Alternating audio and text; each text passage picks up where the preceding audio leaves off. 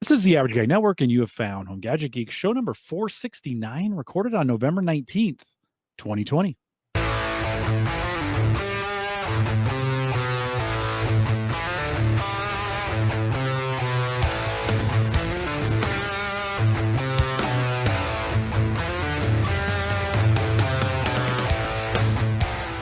Here on Home Gadget Geeks, we cover all the favorite tech gadgets that find their way into your home. News, reviews, product updates, and conversation, all for the average tech guy. I'm your host, Jim Collison. I don't even know my own name. Broadcasting live from the Average Guy DV studios. Holy cow, my tongue is stuck into my mouth. Here, of course, in beautiful Bellevue, Nebraska, we post a show with world-class show notes. I don't know how many will be out there. The transcripts will be out there. But you can head out to theaverageguy.tv for this show, theaverageguy.tv, then /HGG469. Big thanks to our friends over at Hover. Of course, Hover, an affiliate relationship, working with us. If you need a domain for anything, if you're thinking of starting a new website, head over to theaverageguy.tv/hover. First domain is $2 off, and it's just a great place to house, store, keep track, all that great stuff. Mike, you've had some pretty good experience with Hover, right? Yeah, I think I don't know how many domains. I should go check how many domains I have over there, but they've been the one I've used since the beginning and host all of them over there. Super easy to use, and you don't get all the extra fluff, which is what I love. They're just down to business. Kind of straightforward domain hosting. Chris, do you have a host provider that you like to use for your domains? Hover is one of the ones I use. I've got a couple of domains over there, so I can give a thumbs up to Hover. Thanks, Hover. I appreciate that. Head over to theaverageguy.tv/hover, $2 off your first one, and then just stay for the great service that is there. While you're at it, if you need hosting, you can head over to Maple Grove Partners, maplegrovepartners.com. The two go really well together. Of course, that's Christian. Get high-speed hosting from people that you know and you trust. Plans start at $10 a month. And a lot of great service from Christian. So head out to maplegrovepartners.com. And of course, we appreciate Christian for his partnership here as well. Chris Nesi is with us tonight. Chris, welcome to Home Gadget Geeks.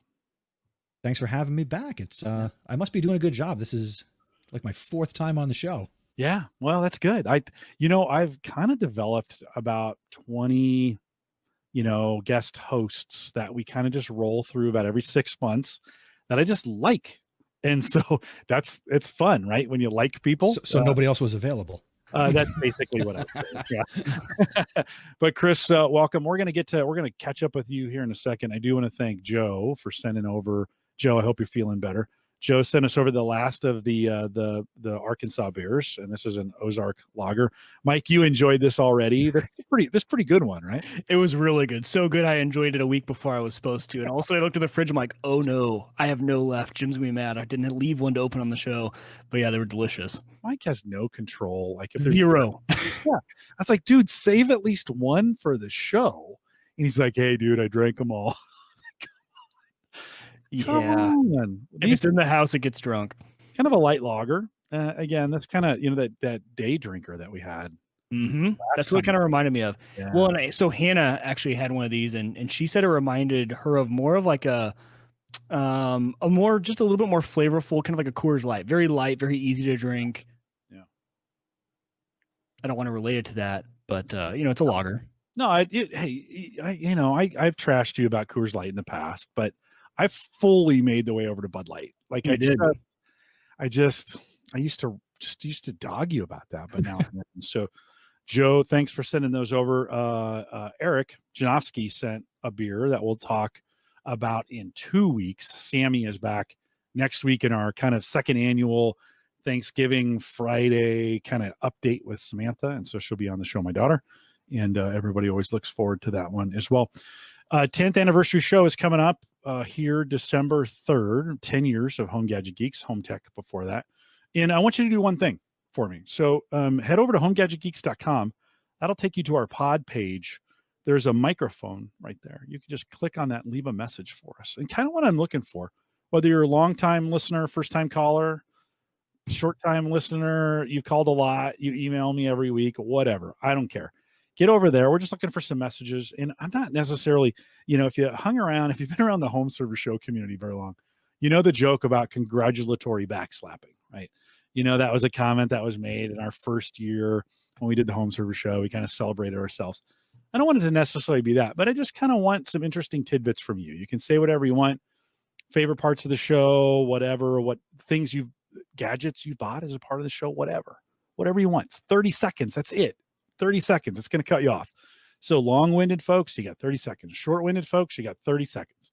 Head over to homegadgetgeeks.com. Leave us a message. That show's coming up here in a couple weeks. So get busy on it right now. And love to have your messages. Chris, we had you back on here. I'm going to say I think it was April, May time frame, right? I think we were all just locking down. We had a group who had come on, Brian and Nathaniel had come on before you to talk a little bit about education. Your education situation's a little bit different in what you both do and teach. Can you catch us up, Chris? Just tell us a little bit again. What's your day job? What do you do? What are you responsible for now, even in the middle of the pandemic? All right. So, well, first, the last time I was here, I had hair. So look what it's done to me. Holy cow. COVID just really stinks. I gave up basically when, so it's new, it's light, it's airy, it's fresh. Mm-hmm. So, and I don't have the patience to let it grow back. But thank you. Yeah. Thank you. It's not all the way. I'm, as short as it'll go, that there's still something there. Yeah. But anyway, so I'm a high school social studies teacher by day. I have a passion for education and a passion for technology. So there's a nice intersection there for me and what I do. I'm also a podcaster. I teach at the college level. I'm an adjunct professor of communication at Rutgers University, and I'm married. I have 2 children, and I'm going crazier as the days go by. Okay, maybe these shows should become kind of an intervention for some people. Are you really okay? Are you making it? Do I need to send someone out? Are you trapped in the house? Are you okay, Chris? I need to get on the mailing list for the drinks. It's a pretty good gig. There's these stores that you go into, and then you can just take them right off the shelf, and they just beep, and it's touchless, and they have masks. We are fortunate to have listeners, very generous listeners that send those to us. But so you're still, so from a high school perspective, when we caught up with you in the spring, it was kind of messy. Like there was a lot of unknowns at that point, right? It was very messy. We were at a point in education where teachers were being asked to do things they had never done before on very short notice, and notice is even too long of a time period. So it was exciting. And at that point, a lot of people that know me were like, "Oh, Chris, this is like your Super Bowl. You've been training for this forever. You are the house of ed tech. You are the guy. This is you." And yeah, I saw some success, but not without the trouble that went with it. And, we talked about it back then, but it was low student engagement. I was ready and raring to go and, doing live streams using StreamYard to conduct my classes. And, at the high school level, it was challenging, and there were things way beyond anybody's control, like getting access to devices, getting reliable access to reliable internet service. And I'm not saying those problems are gone even now. It's better. One of the biggest improvements from the spring to here in the fall is I get engagement. So whereas we were just kind of trying to land the plane at the end of the school year last year, now we're back in the air, and we're still kind of, I hate this, we're kind of building the plane as we go in some respects, and that frustrates me on so many levels. But Chris, do you feel like at least the plane has a frame this time? Like if it's getting put together in the air, at least has a frame for something, or is it still as like the spring felt like literally you were trying to piece it together? Somebody threw you in the air and you were trying to so some days, yes. And some days it feels like it's Wonder Woman's invisible plane, for those out there who get that. Oh yeah. In what way? In what way does it feel invisible to you?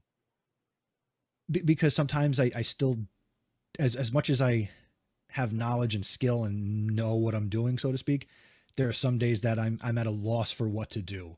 Yeah. When, I know I have students who are struggling, and it's beyond my control. It's beyond their control. And I got into education because I care about people, and I care about the kids I teach. And when I can't help them, that just, it hurts. Yeah. It's legitimate hurt. Yeah.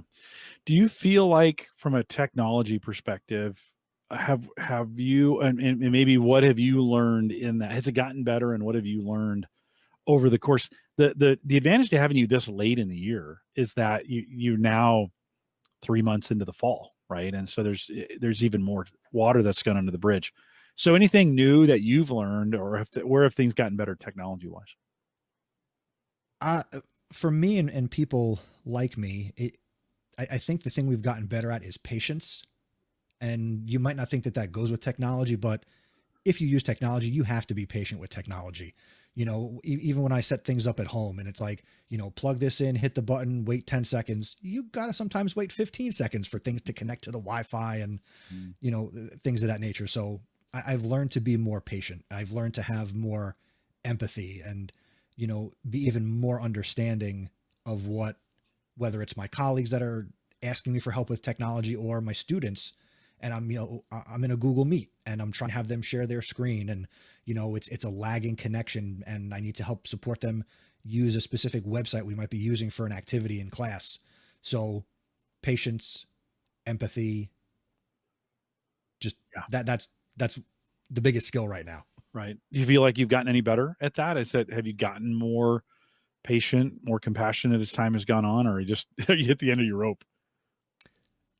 I've hit the end of my rope for other reasons, but definitely from day to day, full of empathy, full of compassion, teaching with grace and just a lot of understanding right now. And I think that's something that, for anybody in your audience, here live or listening after the fact, if you're not a teacher, you might not fully understand what we go through and what it takes. And take some pause. And if your children are at home or they were at home, know that teachers are dealing with a lot right now.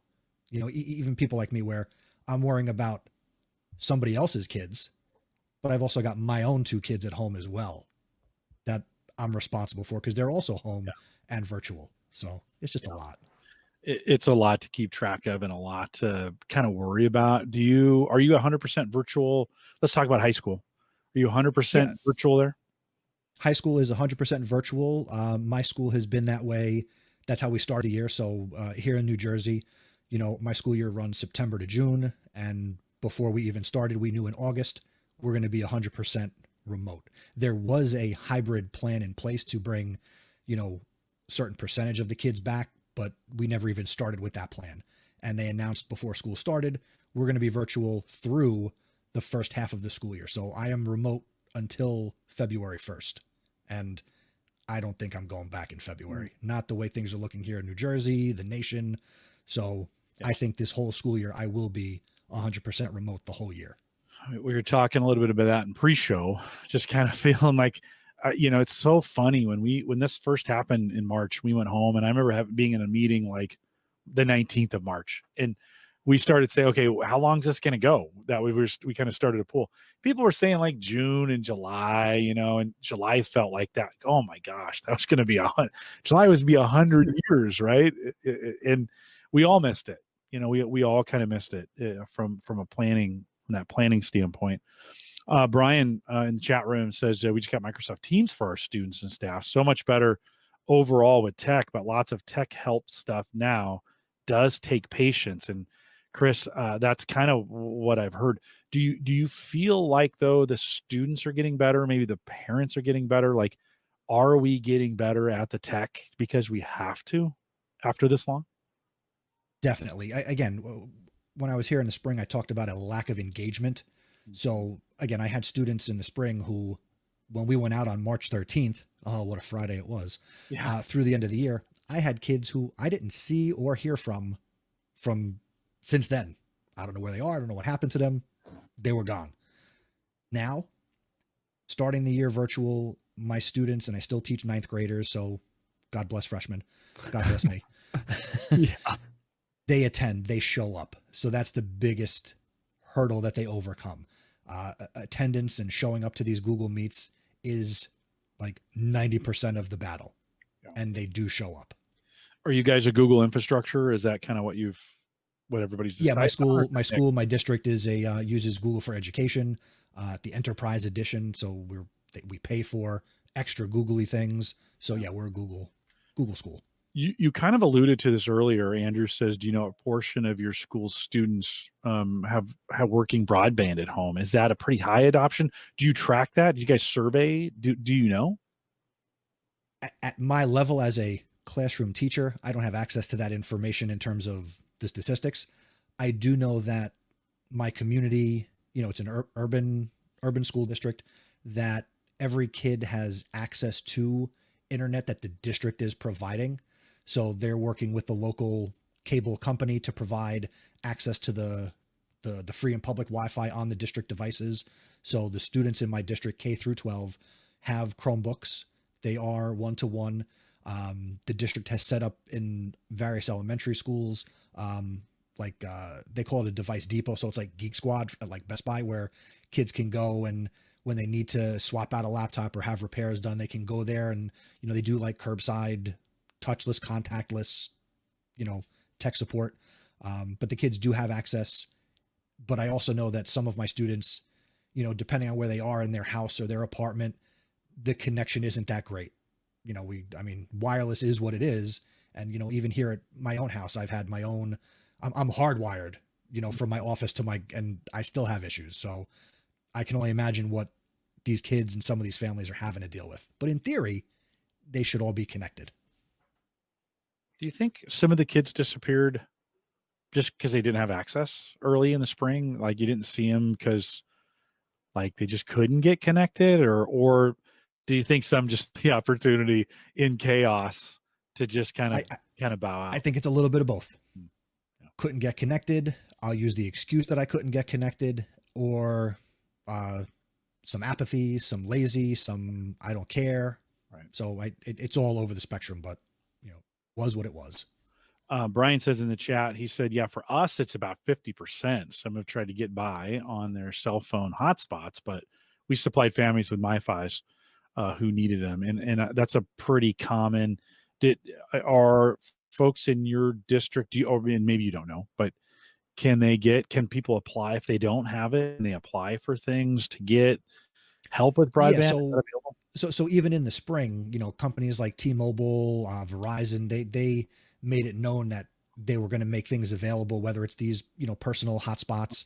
I know Sprint, T-Mobile, whatever, I don't know who merged with who recently, but they're doing I think it's the Sprint 10 million or the T-Mobile 10 million, and this is where I don't think it moves fast enough. They're like, over the next 5 years, we want to get 10 million students connected, for free. Well, we need 10 million students connected yesterday. Yeah. So Chris, do you think that though this will fix, it doesn't fix it this year, but over the next 5, do you think we get eventually to a spot where the every student is connected? Does this show the emphasis on having connectivity at home? Do you think we get there, or 2 years from now things kind of wrap it up and we go back to where we were before? I really hope so. I think this pandemic and everything going on has really magnified a lot of the blemishes that exist in public education. And this has caused a lot of things to speed up in terms of what districts around the country, maybe what their technology plans were, in terms of maybe we were planning to go one-to-one and all of a sudden we have to go one-to-one. I know that was the case in my district, where we had laptops available for kids to use in the building, and it was one-to-one while we were. Is that what that means? Yeah. Okay. Yeah. One-to-one is every kid has a device. So that was available in the building during the school day, but my students in the district didn't take devices home. When we went out for the pandemic, it was, all right, the technology department gathered up every laptop from every classroom and every mobile cart and then distributed to the kids. So that's how they got to one-to-one. Was it the perfect plan? No. Are we going to move away from one-to-one when things go back to quote unquote normal? Probably not, because now kids have had these devices.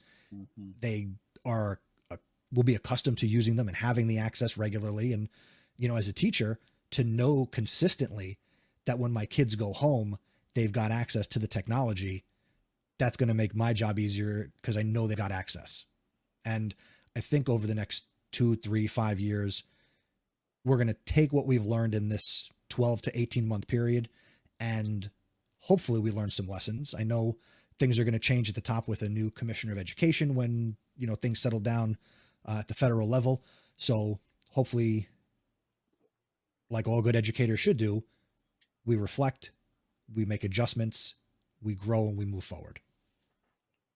Chris, anything you'd keep from this time as we think, there's you've had new opportunities in this and to do some things that maybe you couldn't have done before. I don't know if that sentence was correct, but anything you'll keep or hope that you'll keep going forward that you're doing, technology-wise in particular?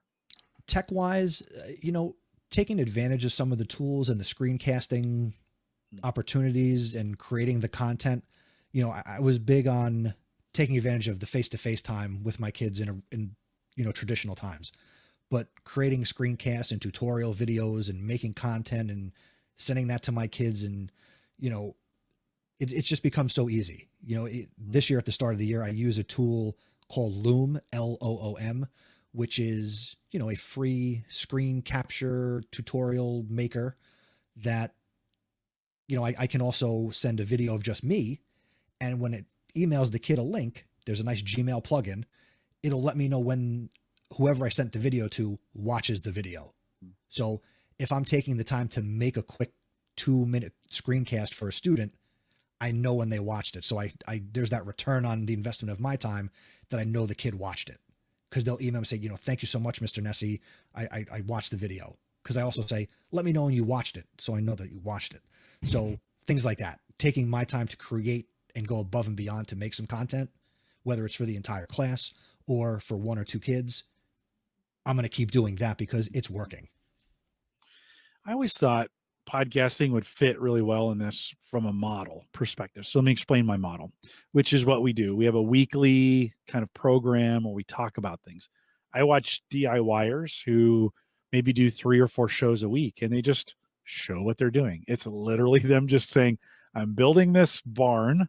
I'm going to show you exactly how I do it. Or I watch some shipbuilders, or I watch guys who fix cars. I have learned so much that way. And I thought, without actually necessarily even doing anything. I mean, I think I've been able to apply some of those things to other things here at the house to go, oh yeah, I saw somebody do this. I had to do it that way. That makes sense. I always thought that would make sense from a teaching perspective to do your teaching as a podcast, and then the connection times, or really just to have the meetup, right? That's just now the meetup time. Does that work? Do forms of it work? Have you been doing anything like that where you've kind of turned it into a podcast as opposed to it being a teaching time? It does the same thing. Forms of that work in education, the term we would use would be flipped learning, flipping the classroom, where we would create the content or have students consume content, whether I create it or I send them to YouTube or listen to an actual podcast. They consume the content. And then when we have our meeting time, we've done the heavy lifting. Now we can have time for activities and, really get into the nitty gritty of the topics. Me being a podcaster, I didn't do that. I like live. So I would live stream. I do my classes live. There are times where I will record what I'm doing to make it available after the fact, certain lectures and, different presentations I'll do. But I wouldn't take the step to create another audio podcast to make it available to my 9th grade world history students to listen to me yap about world history. Mm. I understand my kids, and that wouldn't work where I'm at. Could that work for some other teachers? Absolutely. Is it worth trying? Sure. Which means I didn't try it, but I have my reasons. Yeah. That reminds me a little bit of how, law school was, right? Law school was go read these 100 pages before every class. Here's the teacher maybe gave an outline of like some specific points on it that he was going to cover, but then it was all Socratic method. So you got in, once you went into class, there was no presentation because you were supposed to have read everything, done everything, or in this case, maybe listen to the podcast, listen to the thing ahead of time, and you were coming together for a conversation. And Socratic method more, the professor was like, hey, Mr. Wieger, tell me about the case. you would summarize the case. Okay, so, what is X point X, Y, Z? And you would just call on different people. And it was a conversation. The professor was more of just a facilitator at that point. Yeah, they would come in with some commentary to keep it on track, or to kind of, yes, that's right, or nah, not really, or get out of my class because you didn't read. That happened a few times. You obviously weren't prepared for today. But get out of the class? Would they say that? Yeah. Oh, I got kicked out of my not kicked out, but he told me to come see him after class. I didn't know. I showed up to law school first day. We had an old Army guy teaching constitutional law, and I didn't know there was an assignment for his class on the very first day. And he said, come down and see me. And so I came down, saw him. He goes, this is the first day of class, Mr. Collison, that's not going to fly, and everything like that. But he goes, this was a pass on the first day. After that, you were just out. He said, get up, pack your stuff, get out if you hadn't read, anything like that. So not that it'd be that serious, but that took so much discipline that was honestly hard for us 22, 23, 24, 25-year-olds to kind of do that much prep work ahead of time. I don't know. I'd be interested to see like what students, if you did do the pre-recorded stuff. Pre-recorded's hard. It's hard, without that active engagement and without the teacher, being there. Kids are going to, at least maybe I was a bad kid, but kids are going to get away with what they can get away with. So I think without that live, hey, I'm here, I'm watching you, we're all having this conversation, everyone's here, we're all together, show up. That might be hard for some students if it's not kind of a live on the spot thing for them to do, besides basic homework. For sure. Cause you're going to find, 25-year-old law student Wieger is probably a lot different than 14-year-old ninth grade. Oh, for Wieger. Sure. I was way more immature when I was 23 than I was when I was 14. So yeah, no, very different, very different. Obviously true. Yeah, well, because you've gone through it all, right? You've gone through undergrad, you've learned that way of teaching, you've gone through the high school way of teaching, and now you're like, okay, now I can be responsible for my own stuff. But I could never have done that style. I could never have been responsible for that much prep work. I could never have been responsible for answering that style of conversation in my teens. No way. And in my live Google Meet lessons, it's me and, I have an in-class support teacher who I can see her, I hear her. But then it's, upwards of 25 avatars. Cameras are off, microphones are muted. And pulling teeth is easier than getting these kids to talk. And I know that, in my school this year, we moved from teaching the classes every other day. So a block schedule, for the full year, seeing them every other day. I now see them every day, and we moved to semester. I know that these kids who I have in the fall, we're going to get comfortable, and then it's going to be a new group of kids in February. Just at the point where I got them and, we've got those connections and those relationships and that rapport, I'm going to get a whole brand new group of kids, and I'm going to start from zero. Do you think those kids coming in, though, it's not going to be zero because they were working with a teacher before you, right? So do you hope? Right. But they would have had that relationship and that positive rapport with that teacher already. Right. I've got to build those relationships. They'll be good with the technology. Yeah. They will have been asked to use some of the tools already, but now they have to learn who Mr. Nesi is. I have to learn who they are. And that's challenging when we're face to face in the same room sometimes. Yeah. Now I can't even see you. Yeah.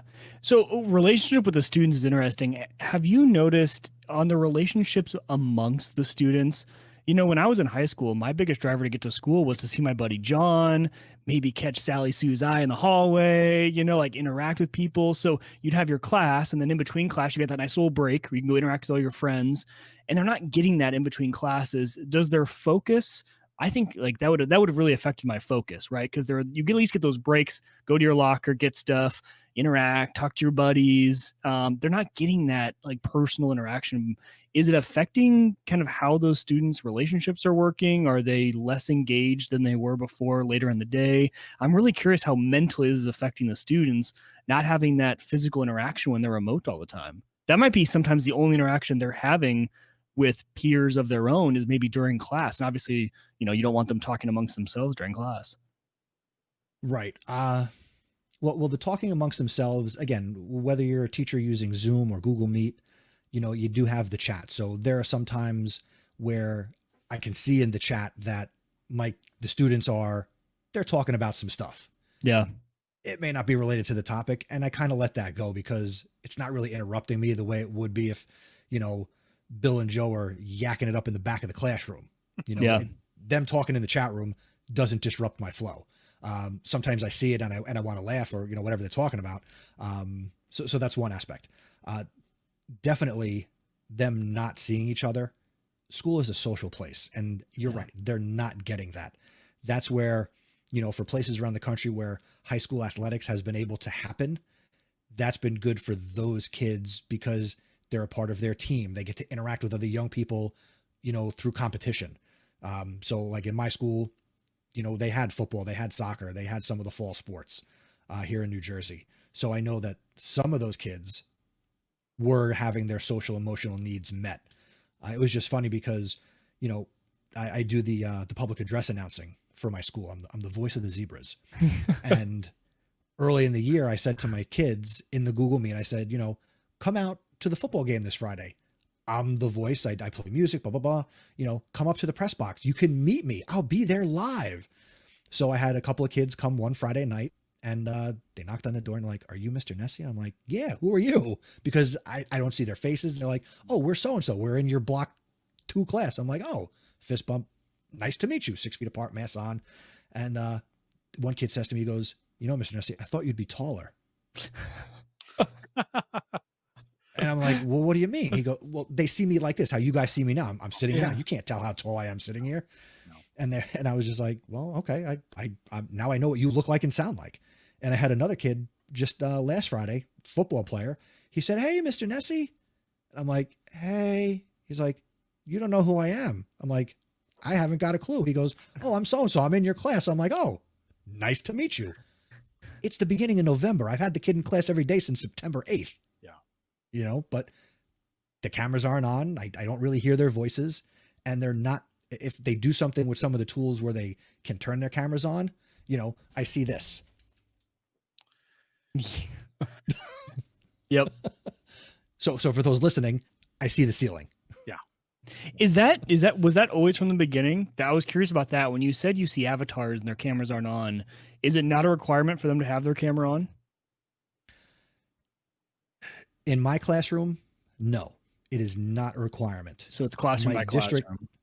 Well, classroom by class, my district hasn't mandated that cameras have to be on, but I do know that there are places where teachers or districts are saying cameras have to be on. Or my son, he's in 3rd grade, and the 3rd graders are more willing to put their cameras on because they're goofy. Not like 9th grade goofy, they're 3rd grade goofy. And when he's taking his tests or little quizzes, he's got to have the camera on his laptop pointed down so the teacher can see, what they're doing. My dad, he's a high school math teacher, makes the kids have the camera on when they're doing assessments.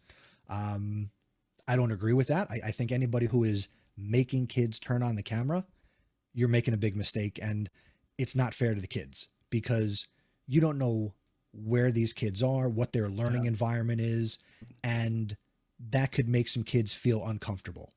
And if you're forcing kids to turn the camera on, you are blatantly disregarding their emotions, their feelings, their perspective. So I don't even go there. I love to hear that because I thought the same exact thing. There were so many kids, even in, my high school, where, they came to school and that was their escape from their kind of reality of what they lived in. And all of a sudden, if we would have had a live camera into their house while they were home, it would have completely, some of them might have been embarrassed. Some of them might have it wasn't the best learning environment. They didn't want to broadcast that, things like that. And, you don't know what emotional toll that's taking on a freshman. Right. I mean, that's everything. When you are physically in school, you get to be physically in school and all that doesn't matter. Right. Your clothes might be the only thing that people can judge you on. But as soon as you flip that camera on, I like that stance, but that's got to be a hard stance for all the reasons you just mentioned. You feel like you've never met any of your students because you've never seen their face, which has got to be so hard as a teacher when I'm sure you get motivated by your students, and putting a face to a name is probably so important for you guys. It is critical. And, we have like our student information system where we do grades and stuff, and I can look up their, profiles. So some of them have pictures, but, some of them, it's like it's like the picture's outdated, and that they don't it's an elementary school picture. Yeah. So it's not current. it's just, it's tough. Teaching's not easy. It's not, by the way, this camera thing's not limited to school. So when we came home, this is the studio look, right? And I've fashioned it, to be what I want in this look. And you get outside of the boundaries and it's not what it looks like. Right. Chaos ensues. A little bit. This is our kind of our basement area. We have storage down here and we hang some extra shirts over off to the side, kind of use it as some extra storage down here. Well, my work friends, they were used to seeing this, or my office at work, and the work computer's here, and I would just turn the camera on and face it this way, and it would face right into the basement. And people could not get past I have some shelves with some boxes on them and sleeping bags and the cat box and some other things, right? People just couldn't get past that. Mike, you had some coworkers who said your background, not coworkers, clients. Yeah. Who said, hey, your background's not professional. Yeah. So, like, what are you in your garage? It's not very professional. And they didn't even tell it to my face. They told it to my boss, who then had to give me the comment. And I had to find, now I'm upstairs in my dining room, and because the background is a bunch of family portraits, and it kind of looks like an office background. They don't realize I'm in my dining room, because I live in a small house, a little ranch style house, and there's not much room. Either I'm in my bedroom, or I'm in my dining room, or I'm down here. This is where all my tech is. And this is where I have the best audio. This is where, it's like a workshop, right? It's an unfinished basement with a workshop in the background, and it's kind of the rustic style. But that comment still just kills me. I think about my background every single call now. It made me so self-conscious. So that's why I say I can totally, I don't know how that would affect a 14-year-old. If you're embarrassed at all by your background and kids are commenting on it, they're going to get a text that's something about their background that they see. And it made me self-conscious. I will never, ever get on a work call down here ever again. That's the interesting. So I get kids who, if it goes on when we're all together in a Google Meet, it's like by accident. But something I'll also do is I'll open up a separate Google Meet. So I call that like the one-on-one help room. So if a kid has a question they don't want to ask in front of everybody or in the chat, they can go in this other Google Meet where I'm also active and on with the camera. And, there they will turn the camera on when it's just me and the kid. So I have heard some voices and they feel more comfortable. Definitely the voice thing though. I know when I ask a question and I hear silence that they're trying to type it out, and I'm just like, Wieger, just turn on your microphone and say it. It'll be a whole lot faster. Yeah, exactly. Otherwise there's this big delay between my question and them trying to type out their response. So, right. Well, I eventually went and bought some curtains. And because they wouldn't these are people who know me. These are coworkers who are I was like, guys, get past it. It's just a thing. It's more convenient for me to have the camera on this way right now than to sign into my studio computer, set all that up, bring the microphone over. They already thought the microphone was crazy to have, until the pandemic, and then they all wanted one. And so I had to put some curtains up. And just to kind of keep the distractions down. So I didn't totally understand that, Chris, until that happened to me. And then I'm like, oh, I get this. I get this now. And I when folks join in, it's funny. Everybody's really worried about their background. And I'm not. I really don't care. I mean, there's a lot of things I could do with this. I'm actually changing it around all the time. I'm moving things in my background. I don't care. But that's not the way it is for everybody. And so good for you for kind of recognizing that. But then there's people like me who, when I show up to the faculty meeting or when I first signed on to my classes, it's like, oh, look at this guy and his microphone. And yeah, right. No, right on. Yeah. It's another outside of the norm. Those things, whether you're in person or you're virtual, when you go outside of the norm, it still gets attention. It gets people's attention, And so, yeah, I think an important lesson in that is as we think about the norms, and the norms have changed. A couple comments from chat. Brian said, it's been fascinating to see students log in. Our 8:30 to 3 traditional school days, especially at the high school level, should really be rethought. Chris, any thoughts on that?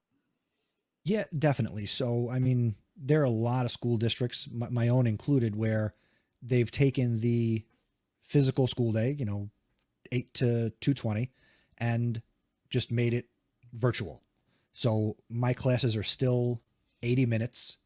They've just kind of tweaked a few things because there's no, lunch periods. When we're in school, we have 3 lunch periods. Now there's one virtual lunch that the whole school is on lunch at the same time. So there are 10 minutes between the Google Meets, but that 10 minutes flies by. If we had 10 minutes between classes in the building, there'd be chaos and a lot of things could happen in 10 minutes. Now, 80 minutes, 10-minute break, 80 minutes, 10-minute break. Everybody gets their hour or, 40 minutes for lunch virtually.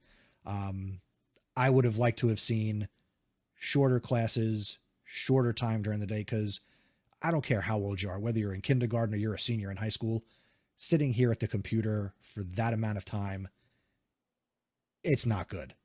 It's not effective long-term. So yeah, I know, Brian, we're on the same page.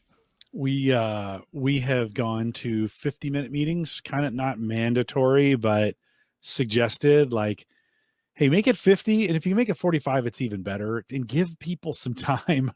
Because we were doing, we used to have that time where we would move around the building and you had 5 minutes, 10 minutes to reset, maybe visit the bathroom on the way to the next meeting. We'd always start meetings a few minutes late. It's just the way it was. But now virtually, you can literally go meeting to meeting to meeting to meeting to meeting.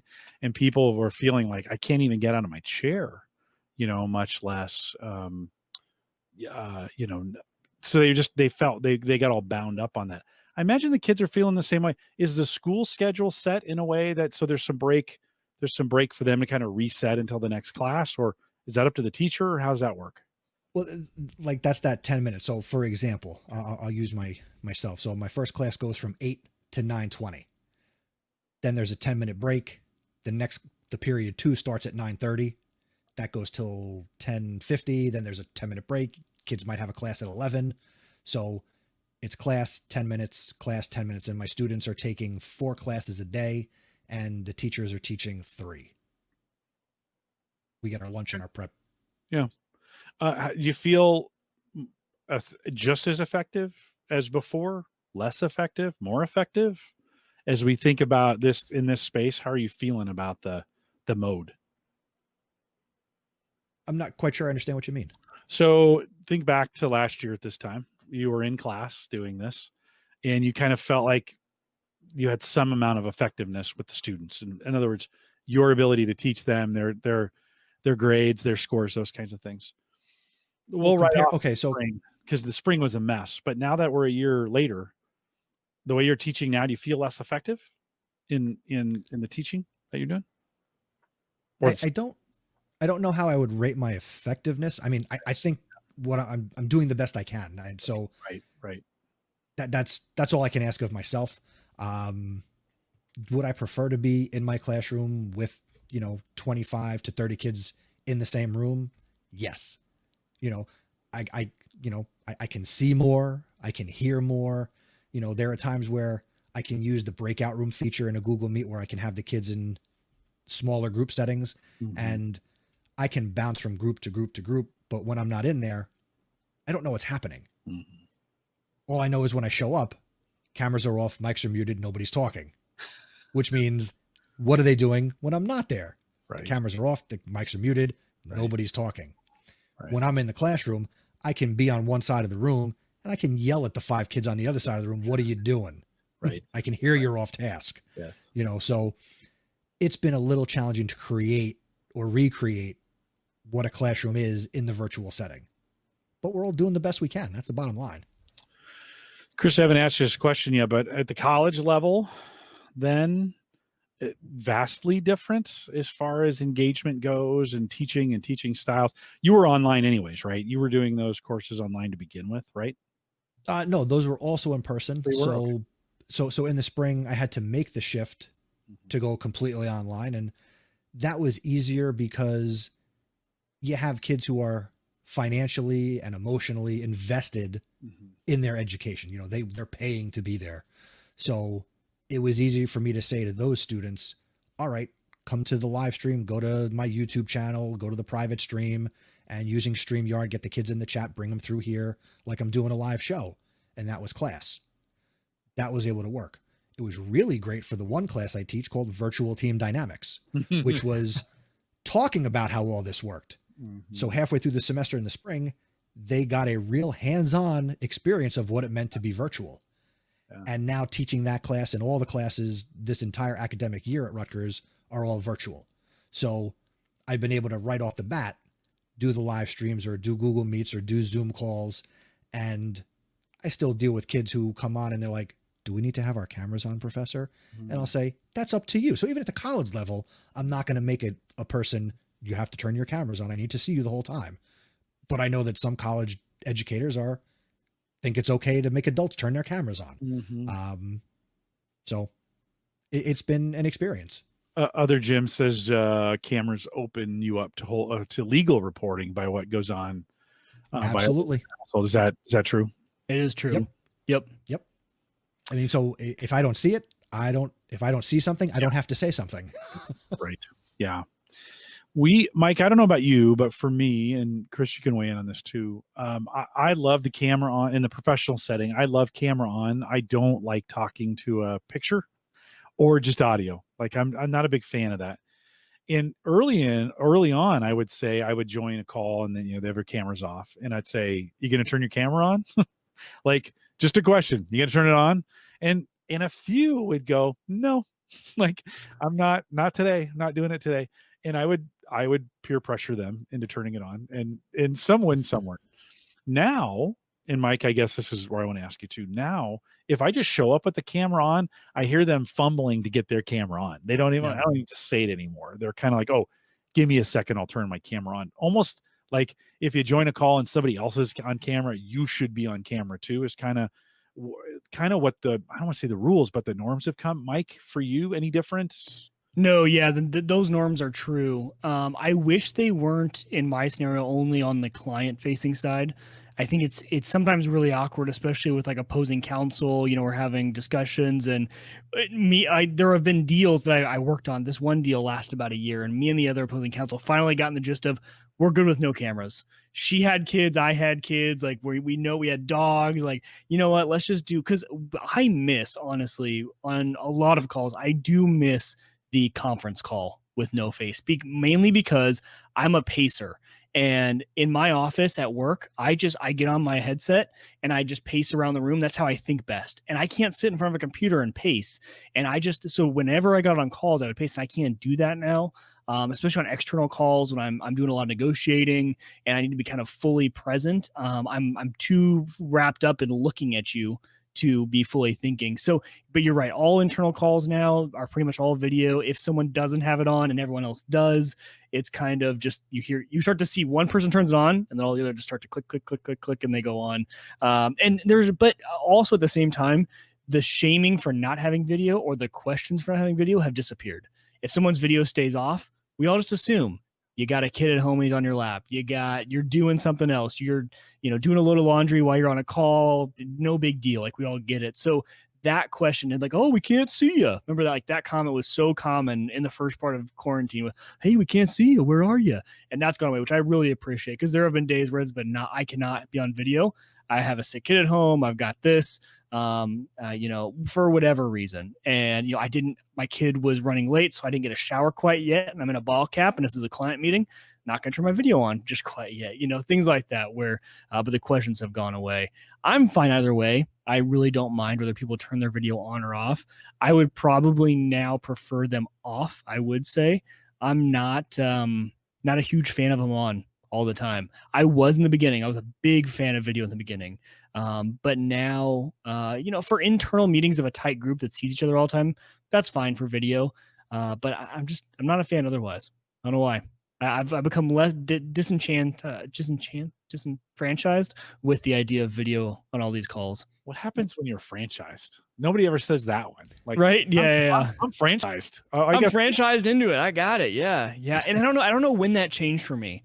I don't know what it has been. It's almost just exhausting at this point with video on every single call. And I think mainly in business, I think it's because of this. And maybe this is bad. And maybe this will change the way we do meetings. in business, there are so many meetings that you do not need to be fully present for. Mm-hmm. And it is so evident that I'm doing email, that I'm doing other things when I'm literally just a passive participant in the meeting. And there are so many of those. So maybe this will change the way we do meetings and only have the required people present. But there are meetings where I am technically required, right? I need to be listening to this, but only passively. Like I'm there for, be listening kind of, and then, oh, hey, Mike, on the legal issue of this, what is it? And boom, then I'm there, right? And I've been listening, but I'm also cranking out an email. I'm drafting a document while I'm doing that. And it's just, I think of it as rude for me to be, I'm looking over at my other screen doing this the whole time. And the person talking, it's distracting to them. Like that person's not paying attention to me and I'm losing their attention. I don't see it that way at all. Really? Meetings. No, I don't. And I know there's like, I used to do it when in person. I would be, we'd be in a meeting and I would only be paying half attention. I'd be checking email in person. Oh, see, that would distract. That I would consider that like I would get mad at that. I would be like, that's rude. Like I'm talking, you're in this meeting, be present while you're here. Yeah. And that was always the great part about conference calls. It's because it was kind of you could all be on and just be listening. Because even our Q3, like our quarterly meetings company wide, a lot of people have video on, and I do it because but it's like, okay, it's a company like update meeting, but people have that need to feel like they need to be staring right at that camera, focusing in. I don't. I just can't. Maybe that's why I haven't ever been promoted. Chris, when you, Mike, you've just helped me realize why maybe I haven't done very well at work. Chris, when you're meeting with, do you guys do staff meetings with the teachers? Is there teacher training? Like those were a very important part of things when we think about the actual faculty. Are you guys getting together and our cameras on when you're doing it? We do still have, we have our monthly faculty meeting. So those are a joy to be inside of a Google Meet with 220 people. Mm-hmm. So for that, typically it's cameras off because that saves on bandwidth and the meeting doesn't lock up on you when you got 250 people in the meeting. Right. But something I hope would come out of that would be maybe administrators could record some content, make a screencast and send it out, and we wouldn't have to sit inside of a Google Meet, I keep trying to get my principal to use StreamYard to do, because YouTube is a lot more powerful than, Google Meets, and we could ask questions in the chat and they could do their presentation. Yeah. That's where a podcast is actually a good idea, right? In that sense. Yes. Yeah. I'm working on that. But like weekly, we have common planning time. So every Tuesday there's my vice principal, some other social studies administrators, and like 5 of my colleagues. Based on our schedule, we get together. We're in a Google Meet once a week. There's like 6 of us, and cameras are on, cameras are off. It was never, even going back to the spring, and maybe it's us as teachers, it was never, you must have your camera on. It was more frustrating in person to go to a department meeting and be told, close your laptops. We can't be on our devices. And I'm just like, I like Mike, like what you're saying, I could passively listen to what you're telling me while I'm grading or checking my email. Yeah. But now that I'm at home, I can do whatever the hell I want on my own computer, and I can still be listening to what you're saying. Mm-hmm. And I just tell people, hey, if it looks like I'm bouncing around, I have 3 monitors and my camera's up here. So I'm looking at you on the screen, but I got whatever I want on the screen over here, over there. So I'm covered.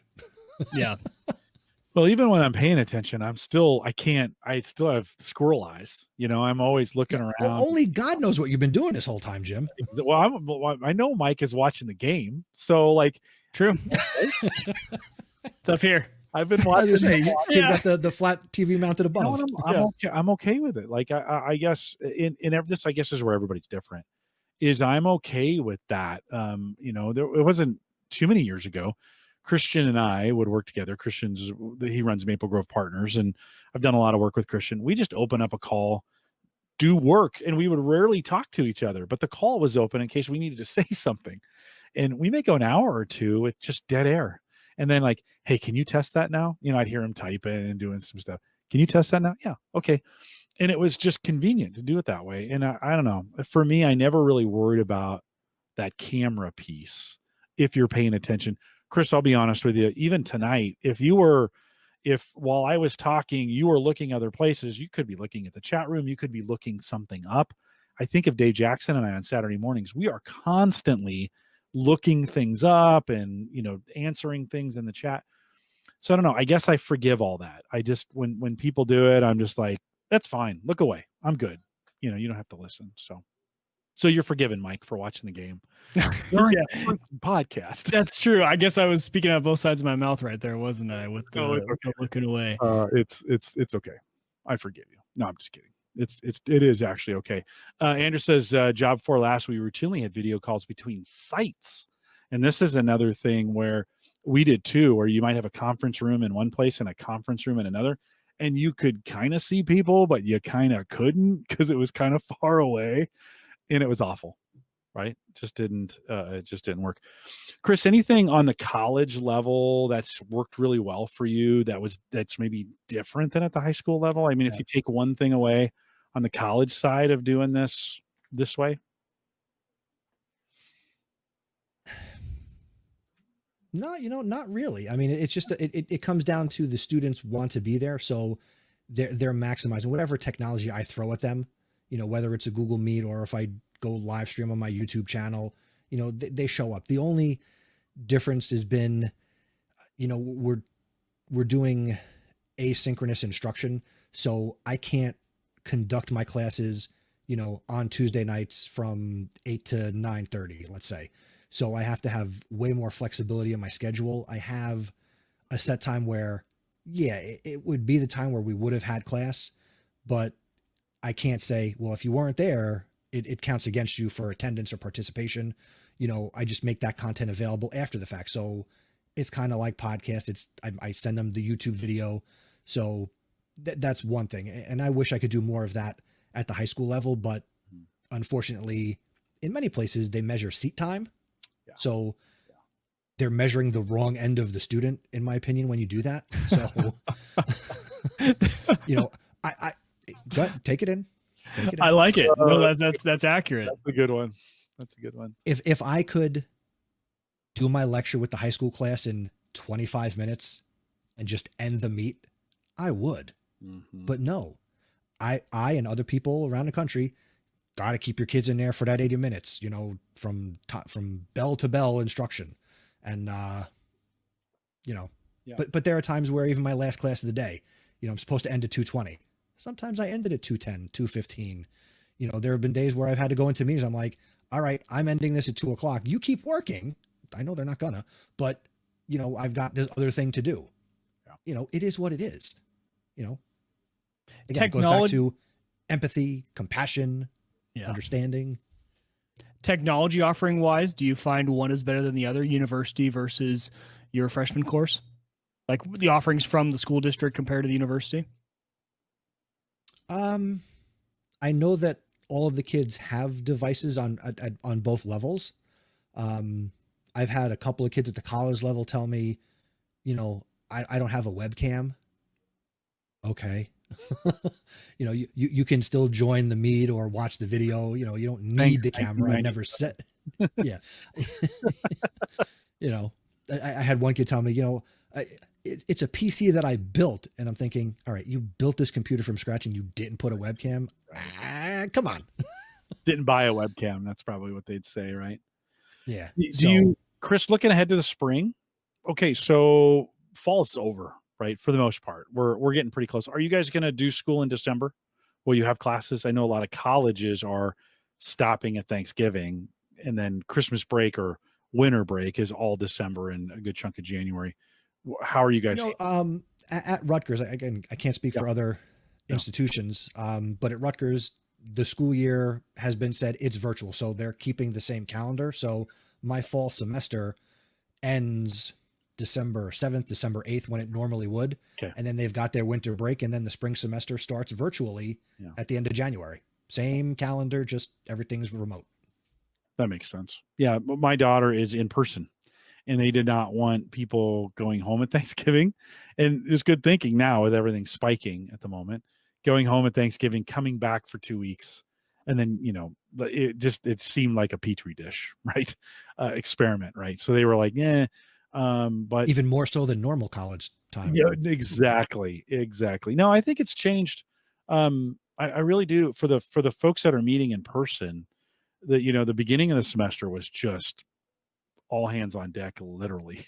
And a bunch of kids got infected right away. And then they seem to have kind of gotten it figured out on campus. And I think they're doing better now than they were at the beginning of the semester for in person. She's still scared to death. You'll hear from Sammy, I guess next week Thanksgiving? Yep. Yeah. Yep. So you'll hear from Sammy next Friday on that. We're going to talk a little bit about what it's like to be in a college newsroom during a major election, which will be super fun. And then we'll talk a little bit about kind of being on campus during this COVID situation. So it'll be kind of the follow-up, Chris, to this conversation that we're having here. But for you, since you're 100% virtual on both ends, yeah, I guess that makes sense. Calendar stays the same. Yeah, cool. Chris, you started a new podcast in the middle of all of this. And sure, why not? And yeah, why not? In the middle of all this. But maybe a little bit different than what people think. You're an educator, you got House of Ed Tech. You're in this area, but your new podcast, something completely different. What are you guys doing? Completely different. My buddy and I got the swag on. The other show I do is called Podcast PD, and my friend AJ Bianco and our other friend Stacy Lindis, we do that show, and it's anytime, anywhere professional development for teachers. We do a live stream every other Sunday. But AJ and I are both big baseball fans. We are big New York Yankee fans. And we decided just a couple of weeks ago, hey, why don't we start a podcast about the Yankees? Fan podcast. We can just talk baseball and just not do anything with education, but we can do all the fun stuff with the live streaming and podcasting that we've enjoyed for the last couple of years. So he was like, I'm in. I need this. I have 2 young children. He's got 3 young children. We both needed something that was not education, just talking baseball. So we started a podcast called The Chase for 28. If you're not a Yankee fan, the Yankees have 27 world championships, and we are chasing the 28th one. So we started a podcast all about baseball. And, here through the off season, we're going to talk about the Yankees every 2 weeks. And then when the season gets going in the spring, we will do a weekly show and just talk Yankee baseball and just have some fun. We had a big conversation between the 3 of us in pre-show about how Major League Baseball and the NHL kind of mishandled the spring. The NFL seems to be handling it, I think, Mike, a ton better than totally agree. Right, to date. I mean, you're watching it right now, which is pretty great. It's actually happening, right? Happened on a schedule. It's happening on time. Chris, do you think Major League Baseball will get their act together? I mean, pitchers and catchers are coming up here in the next 3 months. Will they get their act together in time to be able to do a full season? I hope so. I mean, I'm a baseball fan. I would love to see a full season. I can't afford to go to as many games as I would like. So if there's no fans in the stands, the view on TV looks just the same. I could deal without, something like Fox putting the fake fans, like the digital video game fans in the stands. That's just creepy. But the crowd noise, that's cool. Mm-hmm. As long as it looks good on TV, that's fine. Let them play. And I hope that they do get that together. I think all the leagues, as they go through their off seasons, will revise their COVID plans or, what their bubbles will look like. I know, with the NBA looking to start, I think in January, they just had the draft the other night. I think sports is going to look different. Again, in many places, I think I heard in Australia, I want to say rugby or Australian football, something like that. They've been able to hold major sporting events where they've got 60,000 fans in the stands, so wow. They're doing it right. Whereas here, we got the Dodgers win the World Series and you got a guy who tests positive for COVID and is out running around celebrating without his mask on. Well, we got to America. We got to be number one at something, and we are definitely number one at COVID. We are so good at COVID. It's unbelievable. We win at COVID. We should joke about that. Mike, do you think back-to-back world champs, baby? Mike, did you watch the World Series at No. all? Are you baseball guy? Normally, would you have? If the Royals are in it, yes, but otherwise, no. Okay. Yeah, it was hard. I don't think Chris, did you watch the World Series? I did. I mean, I wasn't fully invested. It was like background, like it was on just because, it's the World Series. I'm a baseball guy. But Yeah. I mean, I wasn't invested. Yeah, no, it was really hard. It was hard to watch any of those. And yet I've been invested in the NFL. What I was mentioning in pre-show, I've gotten hooked on the YouTube 10-minute summaries of each game. So Sunday night, I don't watch anything through the weekend. By the way, I've stopped watching college football altogether. Like that used to be all day Saturday. I watch zero college football now, which can't be good, right? But on Sundays, I wait till the evening, do dinner and get down here. And then that's kind of my unwind time as I watch 3 hours of all the games from Sunday. You can get them all in because they're just a little 10-minute, and they'll just play one after another on the NFL channel. It's been super, like I've really liked that. Mike, you had mentioned tonight there's some Twitch influencers that are talking about the game as it's being played, right? I think it's Cardinals, Seahawks. Yeah, it's kind of cool. NFL teamed up with Twitch, and some of their top streamers. So Tim the Tap Man, if you're a Twitch guy, you know who he is. Nick Merckx, all those guys. They have teamed up. So on their actual channel, so if you go to Tim the Tap Man's channel, you're watching the game. It's a way for you to watch the game. He's in the corner talking about the game, but they also have an overlay. My favorite part is the NFL overlay that you can they're like, okay, on this drive, are they going to pass for 50 yards, run for 50 yards, or neither? Right. And then it's a competition amongst the fans of that channel. So not only are you in with a guy that you usually watch, you listen to, you love being part of that community, you're competing with all the people. He's talking to chat the whole time. Just, okay, chat. And he's like, Brett Favre or whatever. And he's like, and everyone's like, oh, in the chat, they're all ranting over their favorite quarterback. It is the most interactive sports experience I've ever had. And it's a ton of fun. Like they only do it on Thursday nights right now, but I could see them doing this because you got to think about, these guys alone, when they're playing just video games weekly, they're bringing in 30 to 60,000 live viewers, which is nuts. They are constantly 30 to 60 live. And a lot of those fans, I'm guessing, this is a stereotype, don't kill me gamers, might not be interested in football.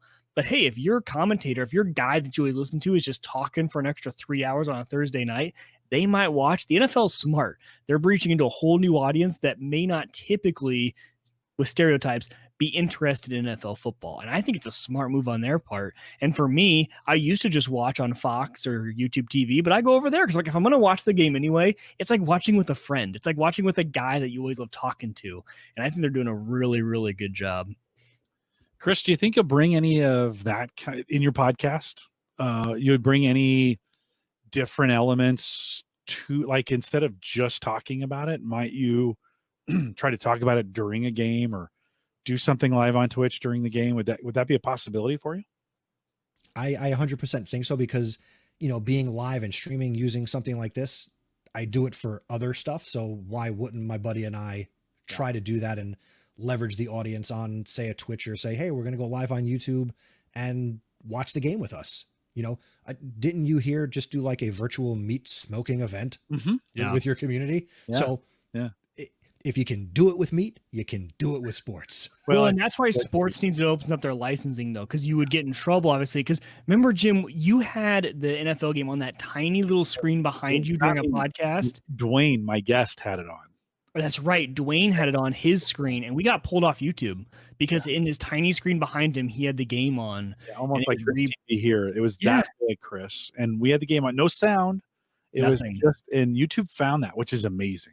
And pulled it. Think about that. Think they found it in this little square and they pulled it from us. So this is why the sports like NFL is so smart to actually do it the right way, give them the rights to stream it.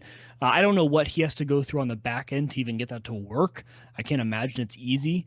But they need to open that up because, Chris, that's a perfect opportunity for you and your fans to do that exactly. Even if you're just listening to on the radio while you guys are talking, if you're an audio only podcast or watching it, it's such a good way to get interaction into the sport.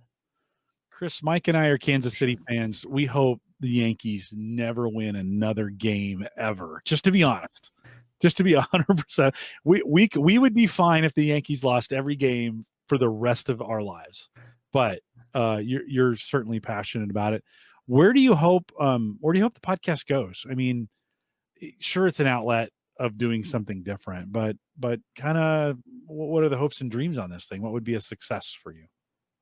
Hopes and dreams, having some type of relationship with the team and getting to leverage that, and, maybe getting access, interviewing players would certainly be fantastic. Maybe we should have started it way back in the spring where nobody was playing and, you hear that all these people were available and, doing interviews. Who knows where it can go? I mean, we want to do it for fun. It's low pressure, low risk. But you never know. I mean, for all we know, we could put out a couple episodes and get a cease and desist from the team saying, "Don't talk about us." Well, it could go that way. You did the smart thing. The name of the podcast is nowhere close to anything that's even resembles. You have to tell somebody, "Oh yeah, this is a Yankees fan podcast." So good job there. You hang out with us on Saturday mornings, and we talk about this podcasting stuff all the time.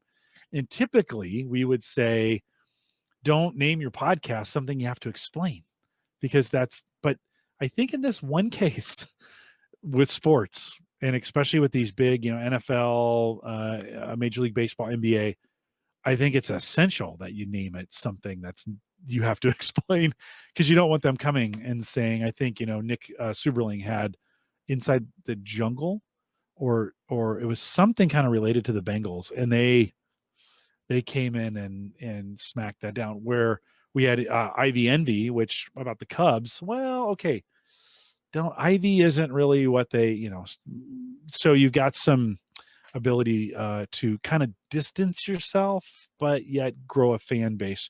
Have you looked at other Yankees podcasts? Have you I imagine, the Yankees are super popular. There's got to be. There are other podcasts out there. Not as creative with the name. Some of them have Yankees right in the title. So the things that I considered, and like you just told stories about, there are podcasts out there that haven't considered that, or, they use terms and things that might be trademarked or that the team uses where, the chase for 28, I'd have to, if I told that to somebody wearing a Yankee hat outside the stadium, I said, "Oh, I do a podcast called The Chase for 28. They would get it. If I was talking to somebody, no offense, Mike, if I'm saying to Mike, who's a Kansas City fan, I do a baseball podcast called The Chase for 28. You might say, "Oh, what's that about?" And the term would go over your head. Yeah. But, us Royals are on like the chase for what, 2, 3? So that number, I can't imagine people are up. Our third. Yeah, we're trying to win our third. But see now, but in doing that, we've kind of boxed ourselves in. So what if the Yankees go out next year and they win a World Series? Yeah. Are we done with the podcast? We kind of joked about that in the first episode. Like, all right, then we would have to change the name. We could podcast for a year, 2 years, or to your guys' happiness, they might never win again, which means I'll be podcasting till I die.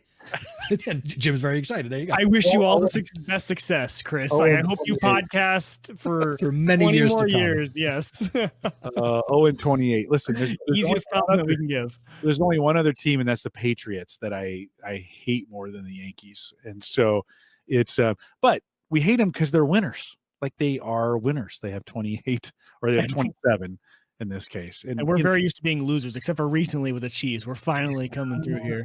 That's working out. That's where that part's working out pretty well to be a Chiefs fan the last couple of years. Still not a Husker fan. Not a good time still. No. But college football is a mess. It is just a mess. Like, it's a weird, that's why I haven't watched any games. You're like, do they matter? Like, do they even matter at this? Are they even really playing? Right. Are these high school kids that they brought in? I just have not, like, the college is meaningless at this point. So I just don't. It's been super hard. Well, Chris, good luck and good fortunes, not for the Yankees, but for you. May it be I can't Thank you, literally Jim. I appreciate that. It'd be like saying I like Tom Brady. I just can't say it, right? So no, good luck to you in that. And then we'll check back in with you as we think about spring, again, as we get through the winter time and think about spring. We'll check back in with you again and see how the podcast is going, how school's going. Do you, and you got to have some hope for the spring, right? As we think about potential vaccine that has come out, we're getting better at this. a change in administration here in the United States. You got to have some hope going forward to the spring, I would think, don't you? I got a lot of hope. Hope springs eternal. Hope has 2020 vision, you know.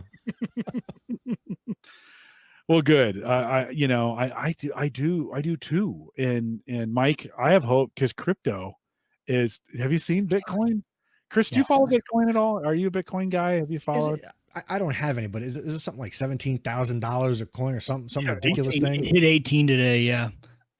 And of course it did, because how many coins do you guys have? Mike thought it was going to drop about 3 weeks ago, and it was at 11,000 just a few weeks ago, and it went on the biggest run it's gone on since 2000. That was at the 17 run, or it was 2017, right? When it went in December of 17, end of 18, and yeah. So I played that completely wrong, and I sold a few weeks ago, expecting to get back in when it dropped, and obviously it has not done that. So I left a lot of money on the table there. Crazy days. Unlike Bitcoin, the real things I have some hope over. I think as we think about the spring going forward and all the great stuff that's out there. Chris, good luck. I will continue to see you as you come out on Saturday mornings for Ask the Podcast Coach. But thanks for being a friend of the show. Thanks for coming back and doing this again. And you know what? Thanks for doing the tough job of teaching. Yes. You know, I'm fortunate my kids are all, well, I have one in college, but the rest of them are done for the most part. And so we're kind of done in that space, but many aren't. Mike, you're on the cusp. Yeah, mine are 3 and 4, and you know they go to Montessori school right now. So teachers, I'm like, I cannot thank you enough. There was a 3-month period where the school was closed, and it's sad that it takes that to form the highest level of appreciation. I appreciate teachers, and then after that, I'm like, I appreciate you a million times more, because like the stuff, like their brain just grows so much more when they're with you, well-educated, great educators, than they would ever be with people like me. So I appreciate all the hard work you guys put in. You guys have stuck through this. You guys have been asked to do so much more than you signed up for. And you guys have been, rising to the occasion. So I really appreciate the work you're doing, Chris. Sorry, it pulled all your hair out. I appreciate the thanks. Yeah, exactly. It's so much so we pulled all your hair out. Come on, geez. Let me just say this: 1, thank you, and 2, to everybody who is listening to this or here live. If you've got school-age children and there are teachers in your life, send them an email. Say thank you. That should be everyone's homework this week, Jim. Yeah, if you're listening to this show, and if you have kids, send the teachers a note and just tell them you're appreciating. They are. I mean, it's tough. We've heard the entire episode how difficult it's been. We had Veterans Day last week. We need to have a Teachers Day. I think that just a national day, and then teachers get to drink all day. So that's always, they get the day off. Yeah, and the parents provide the booze. We send them. It's like this show. We send the beer in. You guys get to just drink it, take the day off, and then you guys can tell us how bad our kids are. It's a free day. You can do whatever you want. You can send us letters. Man, your kid's a jerk. Be like a reverse Halloween where you send the treats into the teachers. Yes. And baskets of them and things like shooters and things like that. So we should probably like it. Oh, okay. I was gonna say we're probably gonna get Chris in trouble if we go too much farther with this. Chris, if you want to hang around for the end and the post show, you're welcome to, but I've kept you an hour and some change. If you need to go, I would completely understand in this. But thanks for coming out. Do you want to stay, or should we I do need to the work of a teacher never ends, even here, 10:30 at night. I do have some things that I have to get done for tomorrow, but thank you guys for having me. I really appreciate it. Thank you, Chris. Great to see you. We'll see you next time. Take care, guys. Thanks, Chris. We'll see you. Couple of reminders on our way out for those of you regular listeners. Don't forget that December 3rd, that's just 3 weeks away, right? I think, or 2 weeks, 2 shows away. I think it's 2 shows away. Oh my God, is it? I think you're right. I think it is. So December 3rd, send in your voicemail, 30 seconds worth, homegadgetgeeks.com. Just love to hear your voice, and we'll be playing those live on the show. Mike, we did that at a Gallup show, and it worked out really, really well. So I'm excited. Yeah, but you are right. 2 weeks away. Next week is Thanksgiving, so no show on Thursday. In Friday, are you doing a live, Jim, or are you doing recorded? Friday live, same time. So it'll be 8 p.m. Friday, Sammy and me. Yep. And we'll talk about her life. So it'll be kind of fun. You guys like Sammy, so jump in here and listen to her. HomeGadgetGeeks.com to leave the message. Join us in our Discord group, which in the last couple of days kind of blew up a little bit. It's kind of fun to see Discord blows up. I love it. Yeah. it blows up and gets super quiet. So there's been a lot of traction in it. theaverageguy.tv/discord will get you in there as well. And this week's been a busy week, so I appreciate it. I think Bust Out has been leading the charge out there. All it takes is a few folks like Schoonover and Mike, you to drop in a few comments, and then things get going for a while. It's not as crazy as Facebook, so join us over there. But if you are on Facebook, theaverageguy.tv/Facebook will get you there as well. You can send me an email, jim@theaverageguy.tv. On Twitter, I'm at Jay Collison. He is at Wieger Tech. Don't forget the theaverageguy.tv platform, both web and media hosting, powered by Maple Grove Partners. Get secure, reliable, high-speed hosting from people that you know and you trust. Visit maplegrovepartners.com for plans that start as little as $10. And then just head over to Hover, go to theaverageguy.tv/Hover, buy that first domain. Just buy your name. Like everybody should. I can't get jimcollison.com, by the way. It's not. Is Mike Wieger? Have you ever looked at it? I have it. Yep. You've got it. I have it. It's on Hover. It is. Yep. theaverageguy.tv/Hover. Get $2 off your first, and support the network, by the way. We get $2 as well. Super helpful. And head out to theaverageguy.tv/Hover. Mike, Thanksgiving is on its way. You guys staying in town? You head out? You do anything? What's the family tradition for Thanksgiving? Yeah, tradition is to have a big old family blowout. But no, we're keeping our finger on kind of the pulse of everything. But the max we are going to do is we're going to head down to Kansas City and just be with my parents. So my parents and my family would be the extent, and my sister. But but everyone's just, hey, if you have the most minor of exposure, we're just going to call it off this year. It's no big deal. We're kind of keeping it up as like we all understand. So it's going to be just us and my parents, unless someone has an exposure, and then we're just going to call it off. Yeah, it's a good call. But it's tough not seeing the grandparents. I mean, that's been the hardest part for me, is not seeing my grandma on both sides. And, so you got to always make an extra effort to, send them a message, give them a call. We've dropped by with the kids and within their yard and kind of like, hey, come out to your front door, and wave to them. And they love seeing the grandkids. So check in on your grandparents and things like that, because this time can get really lonely for them. I got a funny story about my mom. Maybe I'll save it till next time. Jim Shoemaker in technology. Jim Shoemaker says Teacher Appreciation Day is Tuesday, May 4th, 2021. So I kind of figured there was already one out there.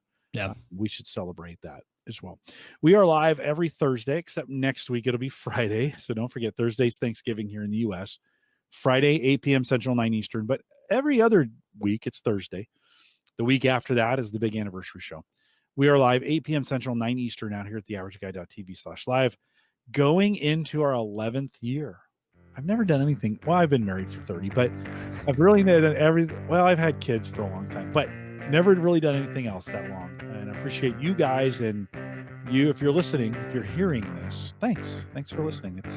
It's fun to know that a couple, 500 to 1,000 of you, I don't know what that means, listen to it every single week, and we appreciate it. We'll wrap this up so Mike can finish his NFL game. With that, I'll say goodbye, everybody.